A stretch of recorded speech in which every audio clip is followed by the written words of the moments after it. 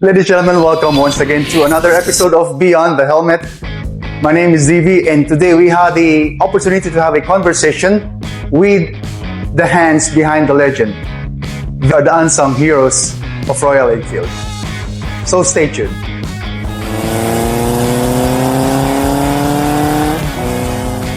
All right, ladies and gentlemen, now we have Royal Enfield's Service Advisor, Siddharth. Siddharth, Hi.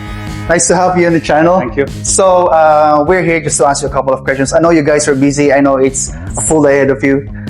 So let's get to it. Okay, sure. Could you please introduce yourself to our friends out here? My name is Siddharth. I'm from India. So I have been in Royal Enfield from 2023. That is in Dubai. So before I was working in India. Over around 10 years of experience working in automotive industry. So I have been in various sectors. So that's about me. But most of the time in my career, I was with motorcycles. So I was with Triumph, and then I was with Royal Enfield, and then multi-brands, then even cars. So yes, from childhood, cars and bikes have been my passion. Let's talk about technical mastery. What is the common issue that Royal Enfield riders bring into the shop, and how do you mostly solve it? Usually it depends on rider to rider and experience to experience of each rider and how they are using the motorcycle. See, for example, if they are an everyday user, usually we see only his wear and tears, like brake pads or chain sprocket on all those, or clutch plates. These are the usual wear and tear problems what we see on regular use vehicles.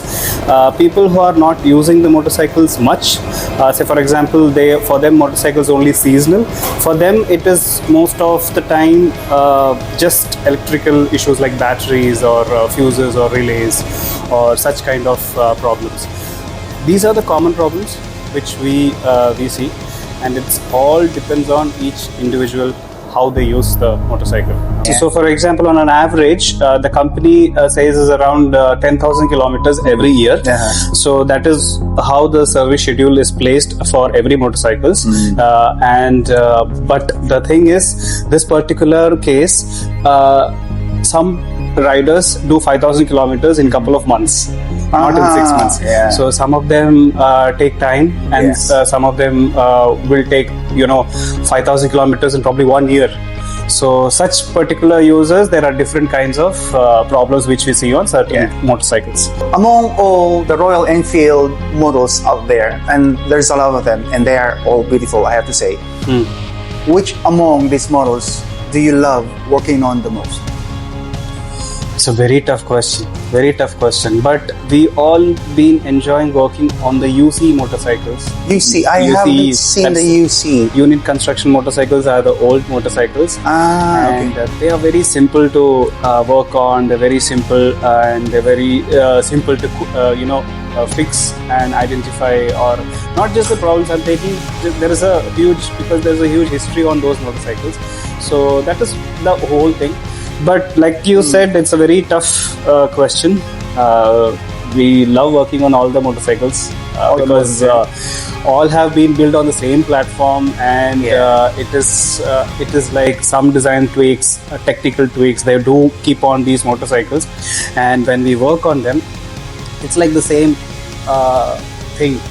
Same passion. We work with all the motorcycles. Like that, Royal Enfield is like you have many people working at home with Royal Enfield because they have a motorcycle, they open the motorcycle, say I have been doing like that. I have a motorcycle, I had a Royal Enfield, but I used to work on it myself.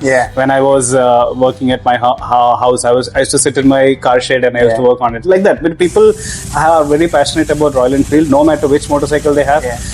It's all like that. They are very easy to work on, and they're very you will always love working on the motorcycle. Talking about self-maintenance, when I was trying to get my license and I was just learning, one of the beautiful things learn about Royal Enfield is they made it so people who are just learning, it's easy for them to do self-maintenance at home. It's like basic education when it comes to motorcycles. It's not like higher end ups where you have so much technology, there's so many wires, so many things that you have to take care of. And I think that's the one thing that is truly endearing with Royal Enfield, with the Yes. whole brand Royal Enfield. And talk about platforms, man, you have, how many platforms? You have the 350cc. 350, You used to have the 500. Yeah. I'm not sure if you still have the 500 back in India.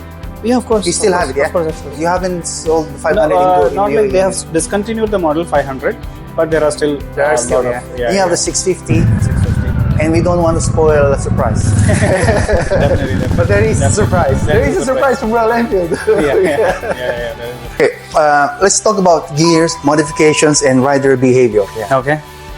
What is one mistake? The one mistake that most Royal Enfield owners often make when maintaining their own bikes.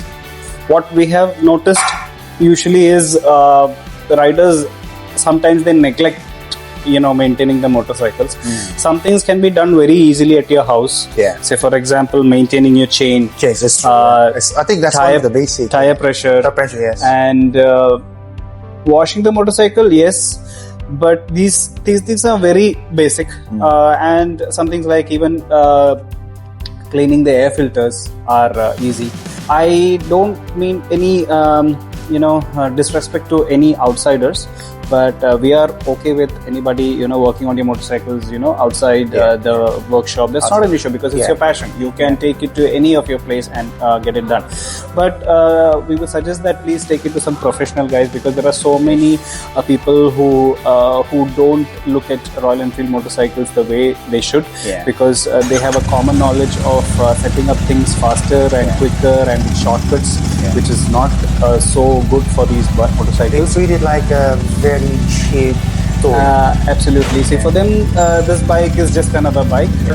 I know that these outside setups, they do use a lot of shortcuts, and because they don't have OEM tools, special tools, which only OEM can supply. So OEM tools and special tools work on the motorcycles in a way that it doesn't harm the motorcycle, one thing, and it is easy for the technician, and you don't have to do any shortcuts to probably fix a part or something like that.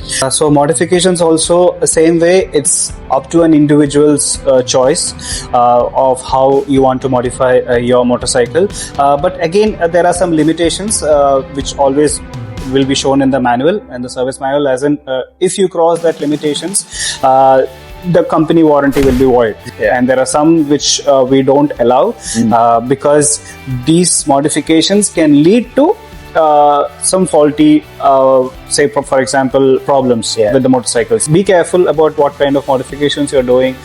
It will be great if you can ask our suggestion. We will definitely help you on suggesting, what is good and what is not good for your motorcycle. Exactly, because you are the service advisor for the Royal Enfield in the whole of this country. Yes. You're probably the only one. Yes. So, just like to remind everyone that Siddharth, as a technical advisor, he also has to balance between the safety of the rider, the safety of the motorcycle, and of course the reputation of the company in itself. So if you want your bike customized, like heavily customized, I don't think this will be the place for it, right? Yes. So I think in general that's the point of view. I said, since we know the technical of the motorcycle, we can support you in installing those accessories. That's right. Again, for limits, we will let you know. That's a very good, precise and a clear point. Now let's talk about philosophy and passion about your career. Okay. What is one lesson that motorcycling has taught you on or off the job? On job is like I have always made new friends. And be it and really good friends. I can place it from the day I started my career in motorcycles. So I have made friends from motorcycle industry more, and I'm still in touch with them through in many ways. And and it's a special bonding I get off the job also. Wherever I meet them, and the world is so small when it comes to motorcycle industry. Some or the other way you are related or you're known to some way or the other when you come and meet across a person. And yes, off the job, when I go out with my motorcycle, I love when people look at me. That is always there, and I always look good when I'm with the motorcycle, and especially when we are in the group also. I always love, and when I was small, from childhood days, I used to always, look at people riding motorcycles in groups, and I used to get goosebumps all the time when I was small. And then I am so happy that I am part of such group rides, be it Royal Enfield, and I'm so proud because it was my childhood dream and childhood favorite motorcycle of me and my father of Royal Enfield, and I'm working there. I am more than happy about it. So that is my passion about motorcycle. It's like I can go on, but I will stop myself. How do you feel after a rider takes off after a service came from the shop, and you knowing that the welfare is in your hands? We always wish the rider enjoy every mile he rides, and he be safe. So I always it's a part of the linguistic basis, but we always mean it, and we say that ride safe, and it's all about safety, one thing. Second thing is, we feel a lot satisfied that the bike went out the way it should go, and we have always been satisfied. Unless and until we are not satisfied, we won't let the bike leave here.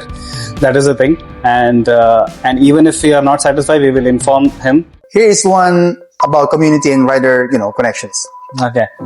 How do you build trust with riders who are new or they are returning after years off the bike? How do you build trust and rebuild the trust that you have established from your experience? See, there are a lot of things which changed on motorcycles then and now. A lot of things. Yeah. So if you are coming back to motorcycling or you are starting to motorcycle now, the first and foremost thing is you will have a lot of questions. So whatever it is there, we'll be here to answer you. No matter how you feel that if it's a stupid question, but it's never a stupid question for us. We will never be judgmental about it on whatever questions you ask, and we will be straightforward, answer you. Mm-hmm. That is how I can build support, trust to them, because no matter what is your doubt, we'll be there. So in that way, you can always count on us. And now, this is the point for, Beyond the Helmet, to help out people like me who are reaching the age of 50. Here's the most important question. Do you have any advice to older dreamers who wants to get into riding a motorcycle? I've had comments that it is very dangerous, don't encourage them. But there are people who need something new at this age. What will be your most important advice? I would say that take it slow. Always take it slow, because since you are coming back to riding at this particular age, nothing to worry about. As far as you are in Dubai, it's safe out here unless and until you have your proper gears. One foremost thing is riding in group is very much safer. And you can always join us during the rides in groups, and then you will enjoy that that bonding and brotherhood. Moreover, you will feel safer when we are on a group ride. Even if you're alone, even if you're taking it slow, and you can start with small kilometers, like around 50 kilometers, 100 kilometers. Just start small rides. You can do it slowly. This bike will have a adaptation. You will adapt to the motorcycle faster. Don't jump on long rides in the beginning, and then small rides will definitely help you catch up with the momentum of the motorcycle. You will understand the motorcycle. You understand how you deal in the motorcycle, in the traffic, how you can avoid yourself in the blind side of the cars. All those things you will learn into, and then you can pick it up. So we want to say thank you to Siddharth for giving us his precious time and answering all our queries, doubts and curiosities about Royal Enfield, about the service center, and about the things that they can give us as riders. Like one of the goals that I have is just to make everybody know that Royal Enfield is here. Yeah. And it is a brand that you guys can be really, really be proud of. Yeah. Definitely. It's not a value cheap bike. It's actually a really really amazing motorcycle to ride on and to enjoy it. Yeah.